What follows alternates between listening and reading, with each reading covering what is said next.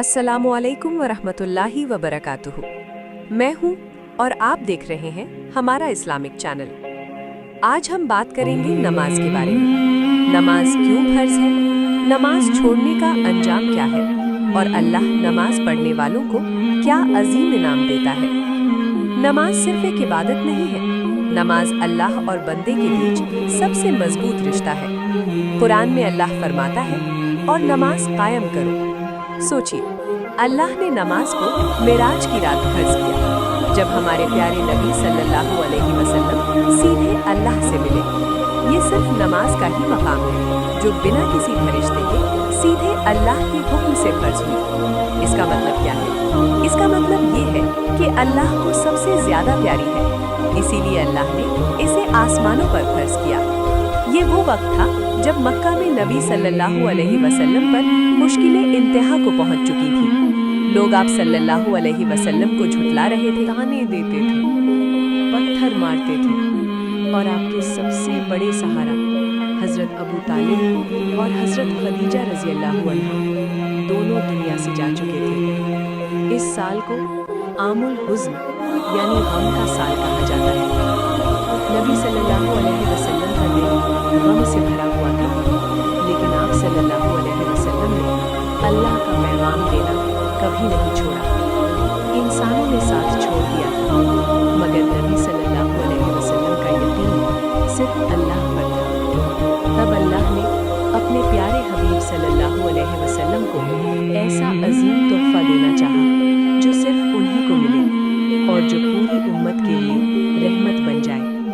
एक रात जब नबी सल्लल्लाहु अलैहि वसल्लम मस्जिद हराम के करीब थे, हज़रत जिब्राईल अलैहिस्सलाम आए। आप सल्लल्लाहु अलैहि वसल्लम का सीना मुबारक ज़मज़म के पानी से धोया गया और ईमान और हिकमत से भरा गया, ताकि आप सल्लल्लाहु अलैहि वसल्लम इस अजीम सफ़र के लिए तैयार हो जाएं। फिर अल्लाह के हुक्म से बुराक लाया गया, एक ऐसी सवारी जो बिजली से भी तेज़ थी।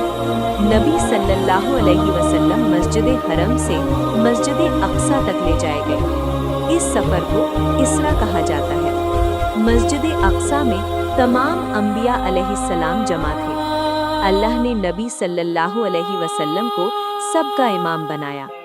ये इस बात का ऐलान था कि नबी सल्लल्लाहु अलैहि वसल्लम सिर्फ अपनी उम्मत के नहीं, बल्कि तमाम अंबिया के सरदार और पूरी इंसानियत के रहनुमा हैं।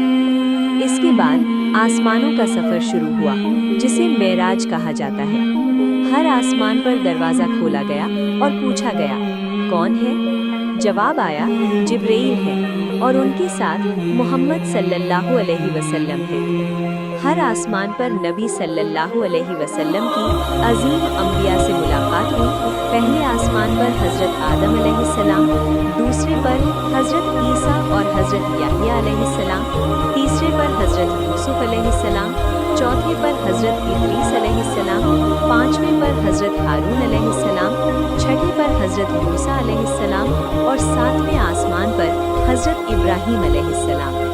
हर नबी ने नबी सल्लल्लाहु अलैहि वसल्लम का खुशदिली से इस्तकबाल किया और आप सल्लल्लाहु अलैहि वसल्लम की रिसालत की तस्दीक की।